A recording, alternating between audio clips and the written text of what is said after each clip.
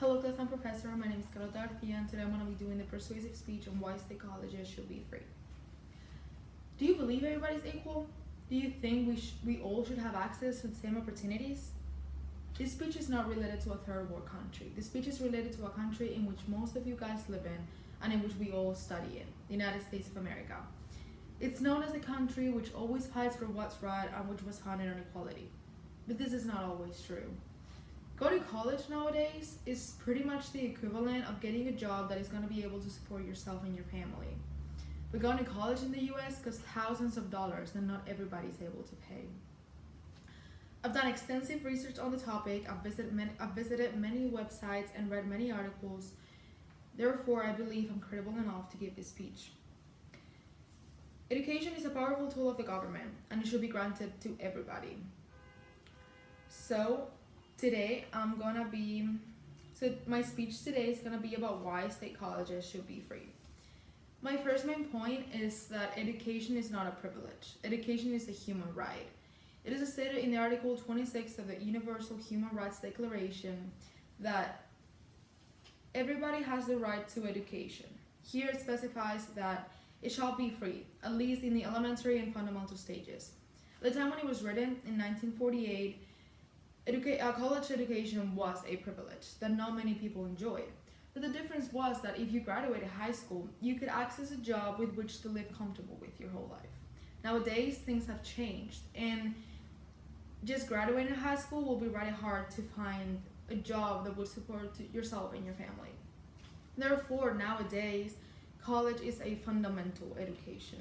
The fact that here state college for in-state students ranges from almost $5,000 to over $15,000, as it is stated in the College Board, which is the highest one, is unthinkable for other countries.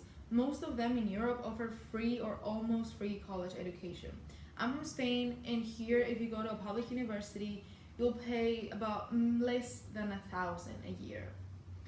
And this happens in other areas of the world. To name some, Germany, Sweden, Finland, Norway, or Brazil's tuitions are completely free of charge. Although many people do believe in the previous statements, they still refute them by saying that we would still be paying for it, for everyone's education actually, since the money would come from taxes.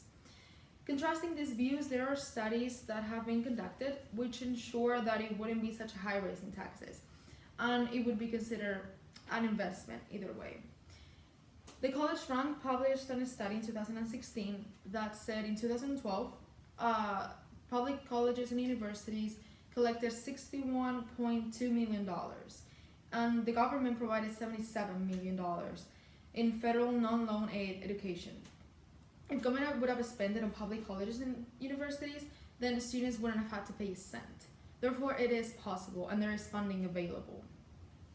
Democrats Bernie Sanders and Hillary Clinton have exhaustively championed this cause. Sanders proposed for it to be financed with a tax on Wall Street speculation, while Clinton suggested a different mechanism. On the other hand, other countries cover the cost with full or full-nil scholarships or tuition cover outright. There's positive proof that it is possible to have public universities with tuition free, just like elementary school, middle school, or high school. The other countries who already follow this policy enjoy one of the best economies in the world. They generate some of the most prepared college graduates in the work field, and their public universities are ranked amongst the highest in the world as well. Opposing what other people say to making public colleges free would bear more advantages than disadvantages. Knowledge is power, right? So more educated people lead to a smarter nation and therefore progress. Education avoids ignorance, and it puts people in the world, being able to move comfortable around and to not be taken advantage of. It's an improvement in the quality and thinking of life in society. When basic needs are met, we aspire to higher ones, and that's an improvement too. Many students have to worry about their education and their jobs, so they cannot fully focus on their studies. So they don't get to their full potential. Not worrying for saving up for your kid or for yourself to go to college allows you to actually dedicate your whole potential to your studies. It opens the door to many talented and bright people. It gives the opportunity to be able to study whatever you want to everybody.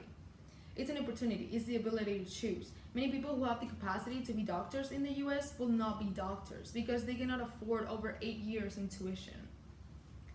Thousands of dollars and a wasted mind and talent.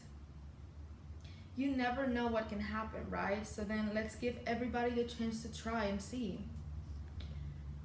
People on the other side of the matter have also made allegations that if public colleges become free, then everybody would just get in and be lazy and not really work for it, that it would cut off their ambition. But the truth is that you will still have to go through the application process. You will see the GPA and your activities and an essay to apply. So you'll get in if you deserve it, if you've worked for it. So that's what's fair. I mean, for who do you think it's more fair to get into university? A guy whose dad makes enough money to pay for it, or a guy whose dad doesn't? The answer is both. They both should be granted the opportunity to try and to do so. I mean, education shouldn't be differentiated on economic class, but by academic achievement. Imagine this. One guy is able to pay for college and the other one isn't. But this last one has the ability to get through all his science classes. He has a passion to help people, and he's willing to put the effort. I'm not saying the first guy shouldn't go to med school. I'm saying that they both should be given the opportunity to do so, and let their academic abilities and work ethic decide, not their income. It's like a cycle. If your parents make money, then you will. If your parents don't make money, then you won't. You're not your parents. It's not the medieval times and what can change social status, and we are independent. In conclusion, I think I have thoroughly explained why I believe public colleges should be free. There are many ways in which you can make this happen. You can support people who are fighting for this. You can send petitions. You can share this idea with your friends, or just try to promote this so the government knows this is what its citizens want. So to summarize a little bit, education is a human right, recognized by many countries and declared in the Human Rights Declaration. It opens the door for people to get out of poverty and for society to progress. And it is possible for it to happen in the US without costing the taxpayers a disproportionate amount of money. We are equal, but we're all different, very so much indeed. We need a broad range of options in which to choose from. If that's narrowed down, then we will never fulfill our talents, our lives, and our purpose. Thank you.